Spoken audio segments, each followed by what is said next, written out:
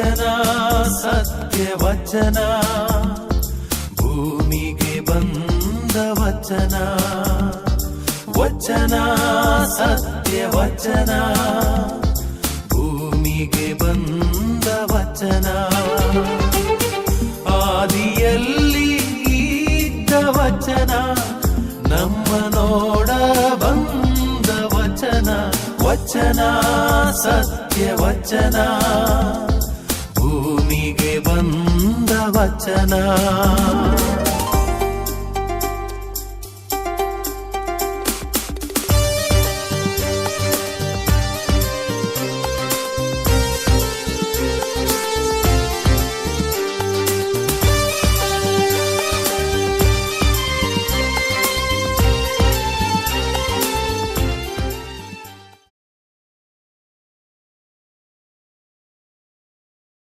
ಪಿತನ ಸುತನ ಮತ್ತು ಪವಿತ್ರ ಆತ್ಮನ ನಾಮದಲ್ಲಿ ಆಮೆನ್.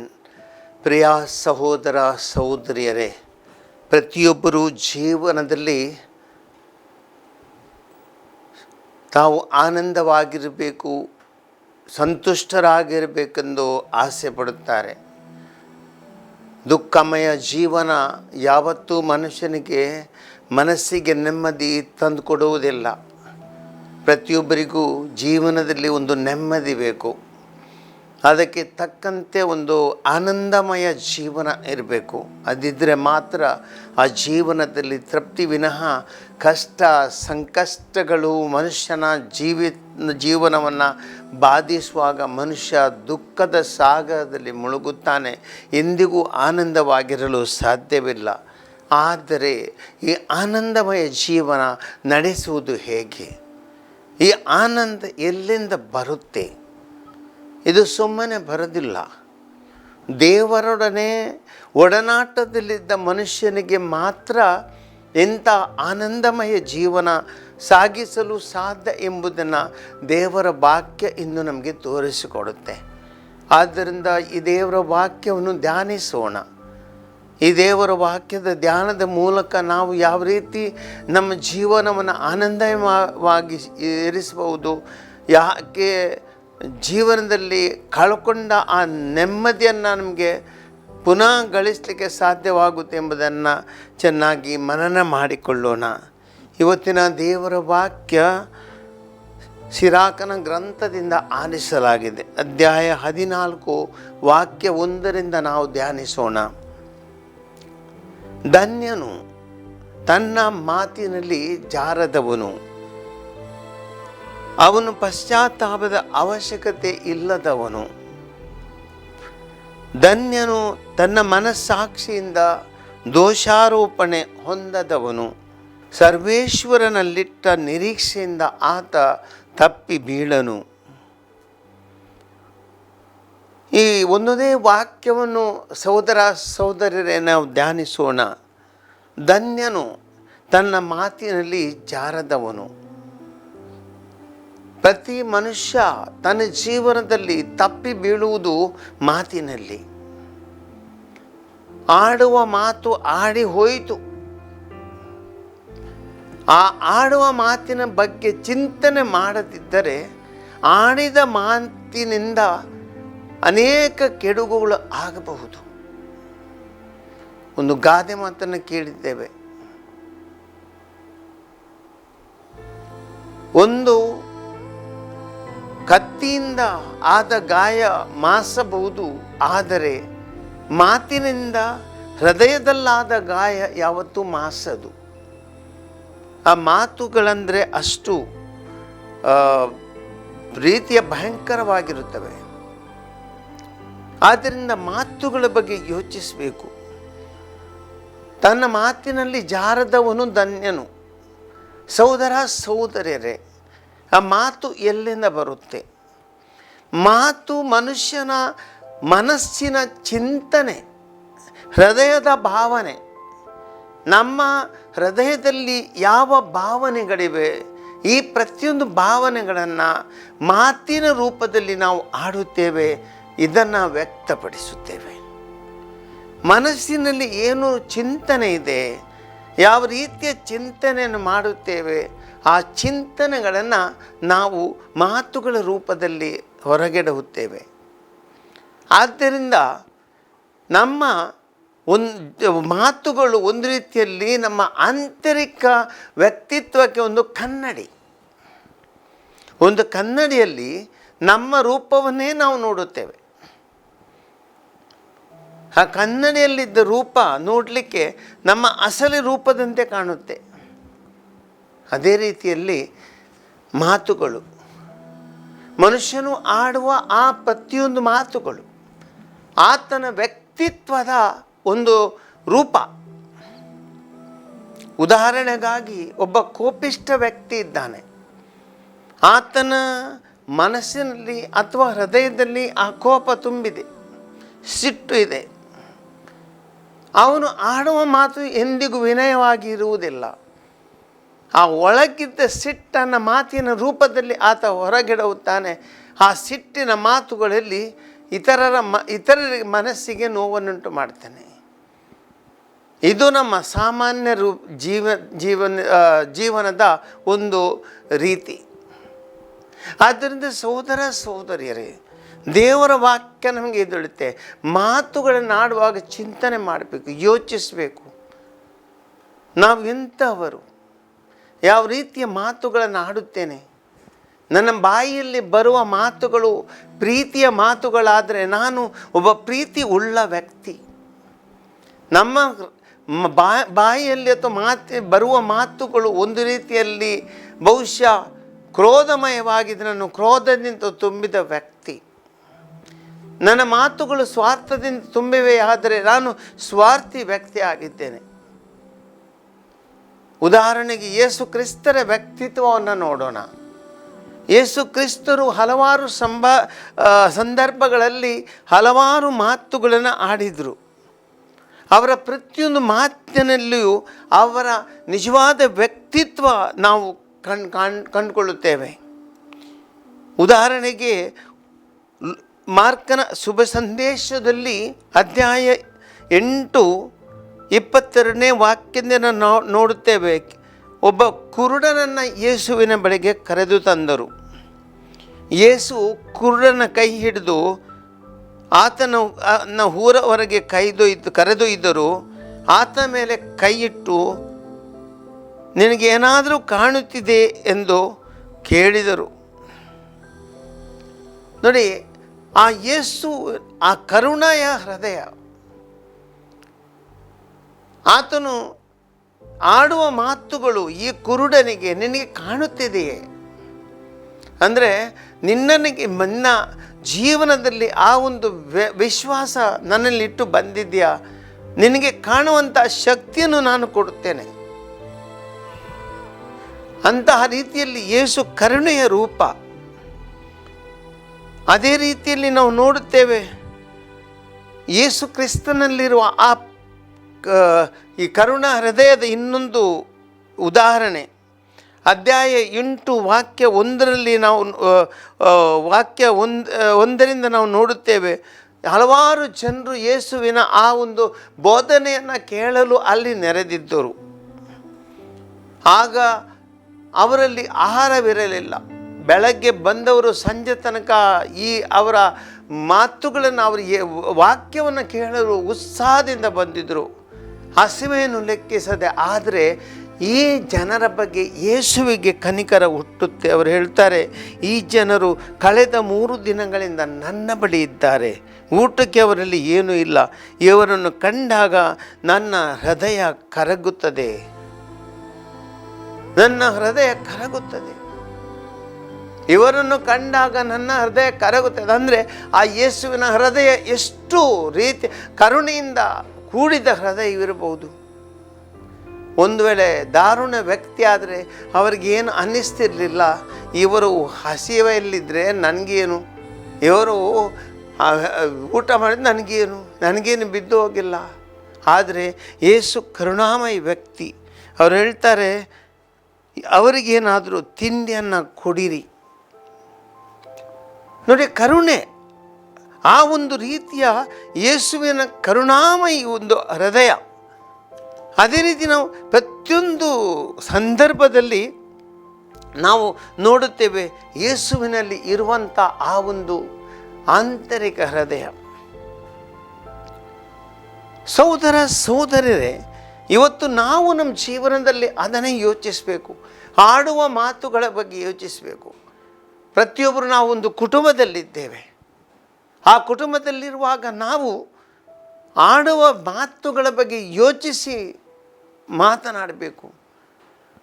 ಒಬ್ಬ ಗಂಡ ಹೆಂಡತಿಯೊಡನೆ ಮಾತನಾಡುತ್ತಾನೆ. ಅವರು ಪ್ರೀತಿಯ ಬಂಧನದಿಂದ ಒಂದಾಗಿದ್ದಾರೆ. ಅವರ ಮದುವೆ ಸಂಸ್ಕಾರ ಯಾತಕ್ಕಾಗಿ? ಆ ಮದುವೆ ಸಂಸ್ಕಾರದ ವಿವಾಹ ಸಂಸ್ಕಾರ ಪ್ರೀತಿಯನ್ನು ಹಂಚುವುದಕ್ಕಾಗಿ.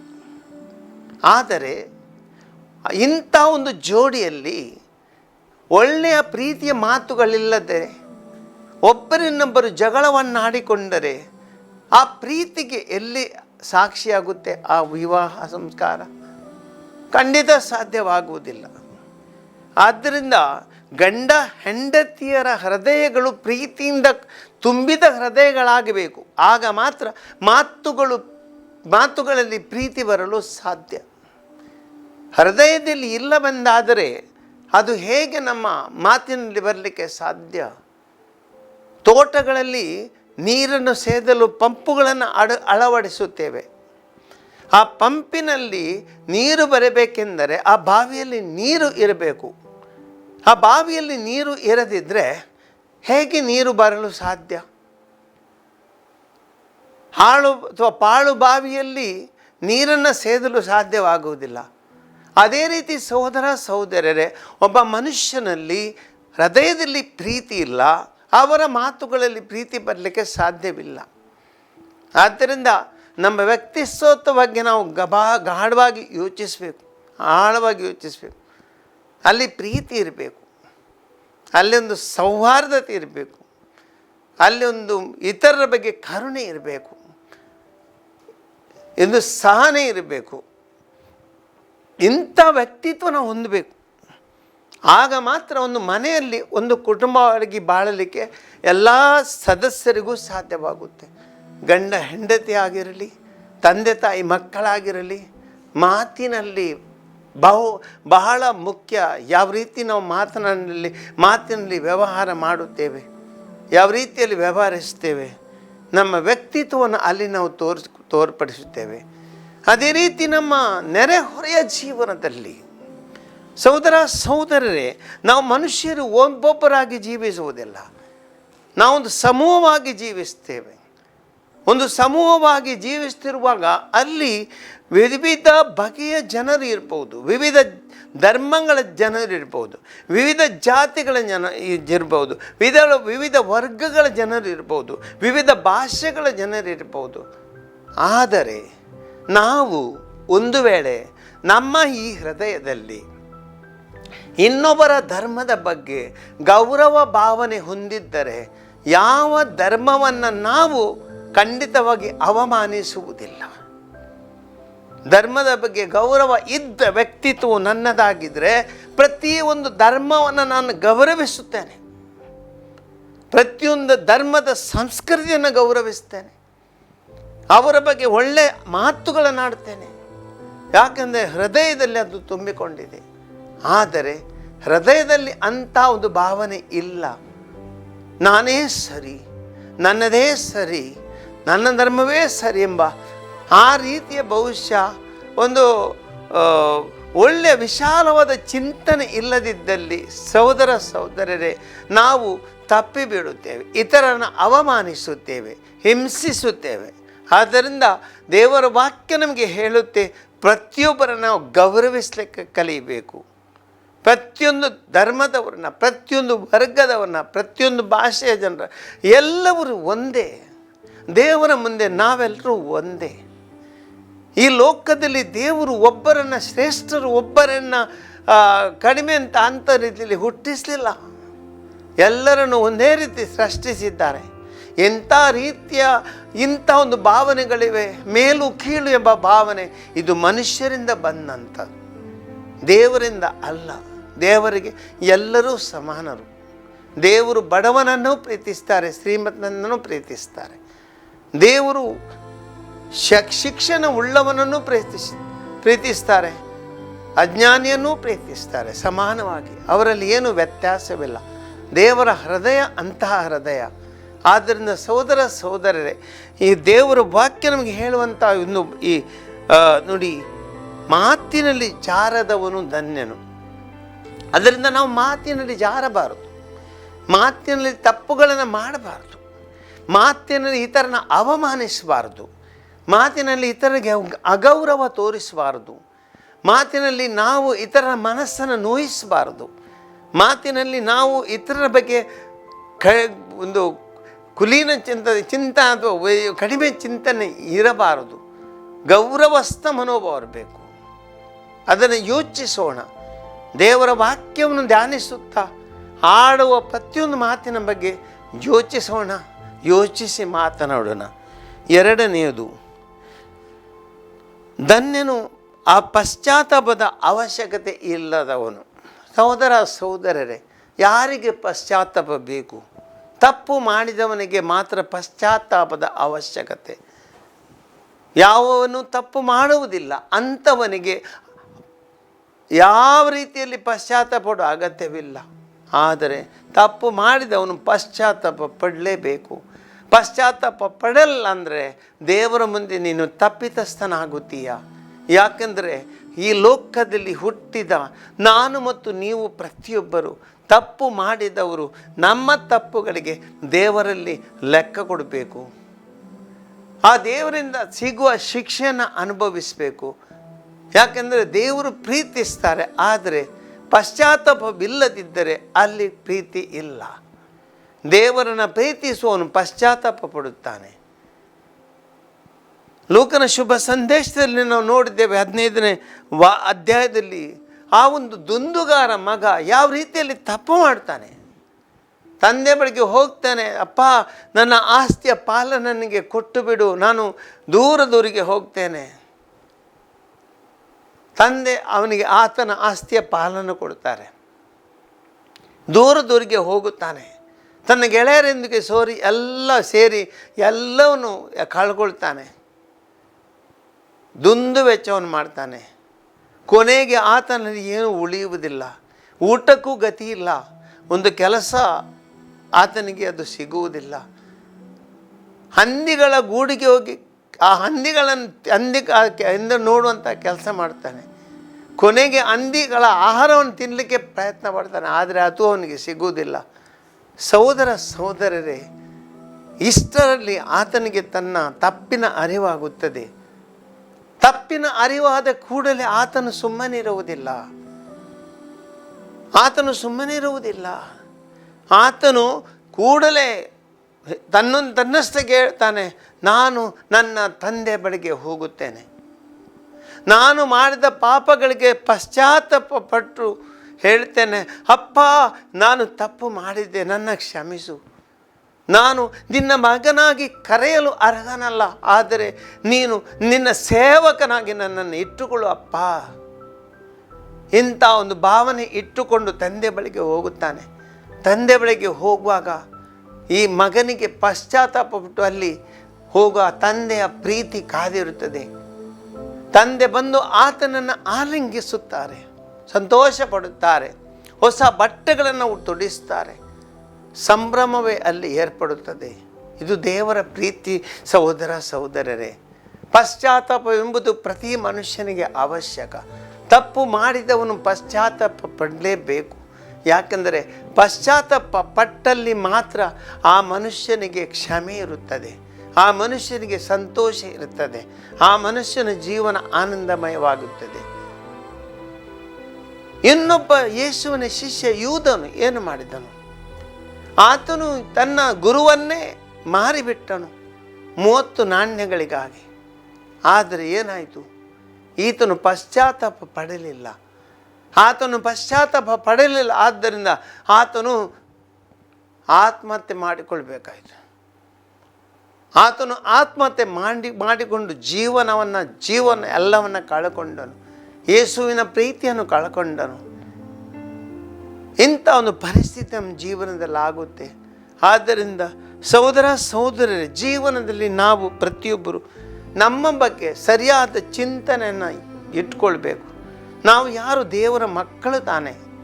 ಎಲ್ಲರೂ ನಾನು ಮತ್ತು ನೀವು ಪ್ರತಿಯೊಬ್ಬರು ದೇವರ ಮಕ್ಕಳು ತಾನೆ. ದೇವರ ಆ ವ್ಯಕ್ತಿತ್ವದ ಕನ್ನಡಿ ತಾನೆ. ಈ ಲೋಕದಲ್ಲಿ ಯಾತಕ್ಕಾಗಿ ಇದ್ದೀವಿ ನಾವು? ದೇವರ ಪ್ರೀತಿಯನ್ನು ಸಾರಲು, ದೇವರ ಪ್ರೀತಿಗೆ ಸಾಕ್ಷ್ಯವಾಗಿರಲು, ದೇವರ ಒಳ್ಳೆತನಕ್ಕೆ ಸಾಕ್ಷಿಯಾಗಿರಲು, ದೇವರ ಆ ಕರುಣೆಗೆ ಸಾಕ್ಷಿಯಾಗಿರಲು.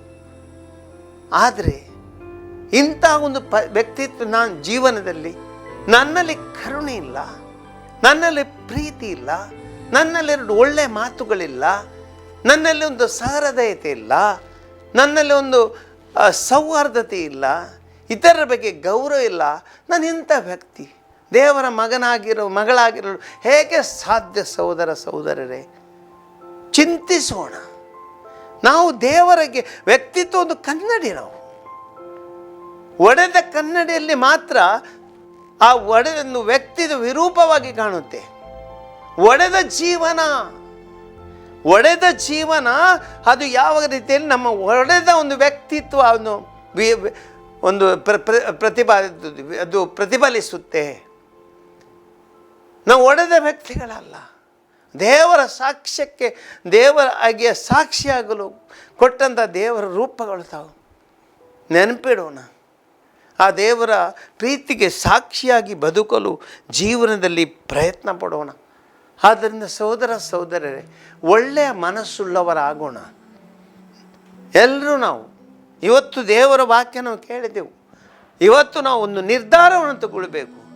ದೇವರ ವಾಕ್ಯವನ್ನು ಆಲಿಸಿ ಒಂದು ಕಿವಿಯಲ್ಲಿ ಆಲಿಸಿ ಇನ್ನೊಂದು ಕಿವಿಯಲ್ಲಿ ಬಿಟ್ಟು ಬಿಡುವುದಲ್ಲ. ಇಂದಿನ ನನ್ನ ಮತ್ತು ನಿಮ್ಮ ನಿರ್ಧಾರ. ಇವತ್ತು ನನ್ನ ಮಾತಿನಲ್ಲಿ ಎಲ್ಲವನ್ನು ಯೋಚಿಸಿ ಮಾತನಾಡುತ್ತೇನೆ. ನನ್ನ ಮಾತಿನಲ್ಲಿ ಪ್ರತಿಯೊಂದು ರೀತಿಯ ಆ ಒಂದು ಭಾವನೆಗಳು ದೇವರ ಆ ಒಂದು ರೀತಿಯ ವ್ಯಕ್ತಿತ್ವಕ್ಕೆ ಸಮನಾದ ಭಾವನೆಗಳು ನನ್ನ ಜೀವನದಲ್ಲಿ ಬರುವಂತೆ ನಾನು ನೋಡ್ಕೊಳ್ತೇನೆ. ಇತರರಿಗೆ ಗೌರವದಿಂದ ನಾನು ನೋಡ್ಕೊಳ್ತೇನೆ, ಮಾತುಗಳನ್ನು ಆಡುತ್ತೇನೆ. ಇಂಥ ಒಂದು ನಿರ್ಧಾರವನ್ನು ತಗೊಳ್ಳೋಣ.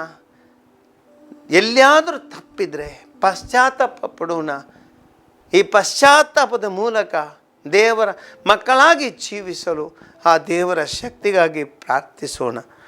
ದಯಾಮಯಿ ದೇವರೇ, ಸರ್ವಶಕ್ತ ದೇವರು ನೀವು. ನಿಮ್ಮ ಹೃದಯ ಪ್ರೀತಿಯ ಹೃದಯ, ಕರುಣೆಯ ಹೃದಯ. ಸದಾಕಾಲ ಮನುಷ್ಯರಲ್ಲಿ ನಿಮ್ಮ ಪ್ರೀತಿಯನ್ನು ನೀವು ತೋರ್ಪಡಿಸಿದ್ದೀರಿ. ಹೆಜ್ಜೆ ಹೆಜ್ಜೆಗೂ ಆ ಪ್ರೀತಿಯ ಅನುಭವ ಮನುಷ್ಯರಿಗೆ ಸಿಗುವಂತೆ ನೀವು ಪ್ರೇರೇಪಿಸಿದ್ದೀರಿ. ದಯಾಮಯಿ ತಂದೆ, ನನ್ನ ಜೀವನದಲ್ಲಿ ನಾನು ಆಡುವ ಪ್ರತಿಯೊಂದು ಮಾತುಗಳನ್ನು ಯೋಚಿಸಿಕೊಂಡು ಮಾತನಾಡಲು, ಪ್ರತಿಯೊಂದು ಮಾತಿನಲ್ಲಿ ಇತರರಿಗೆ ಗೌರವವನ್ನು ಕೊಡಲು, ಪ್ರತಿಯೊಂದು ಮಾತಿನಲ್ಲಿ ನನ್ನ ತಪ್ಪುಗಳಿಗೆ ಕ್ಷಮೆಯನ್ನು ಬೇಡಲು, ನನ್ನ ಜೀವನದಲ್ಲಿ ಮಾಡಿದ ತಪ್ಪುಗಳಿಗೆ ಪಶ್ಚಾತ್ತಾಪ ಪಡಲು ಆ ನಿಮ್ಮ ಶಕ್ತಿಯನ್ನು ನನಗೆ ನೀಡಿರಿ. ನಿಮ್ಮ ವ್ಯಕ್ತಿತ್ವದ ಆ ಒಂದು ಸಾಕ್ಷಿಯಾಗಲು ನನಗೆ ಆ ಒಂದು ಶಕ್ತಿಯನ್ನು ಕರುಣಿಸಿರಿ. ಯಾವ ತನ್ನ ಜೀವನದಲ್ಲಿ ಕೆಟ್ಟದನ್ನು ಮಾಡದೆ, ಇತರರಿಗೆ ಕೇಡು ಬಗೆಯದೆ, ಇತರರಿಗೆ ಮೋಸ ಮಾಡದೆ, ಇತರರಿಗೆ ಸ್ವಾರ್ಥದಿಂದ ನಾನು ಇತರನ್ನು ಕಾಣದೆ ಪ್ರೀತಿಯಿಂದ ಕಂಡು ನಿಮ್ಮ ಆ ಒಂದು ರೂಪವಾಗಿ ಜೀವನದಲ್ಲಿ ಸಾಕ್ಷಿಯಲ್ಲೂ ನನ್ನನ್ನು ಆಶೀರ್ವದಿಸೆಂದು ನಾನು ಪ್ರಾರ್ಥಿಸ್ತೇನೆ. ಆಮೇನ್.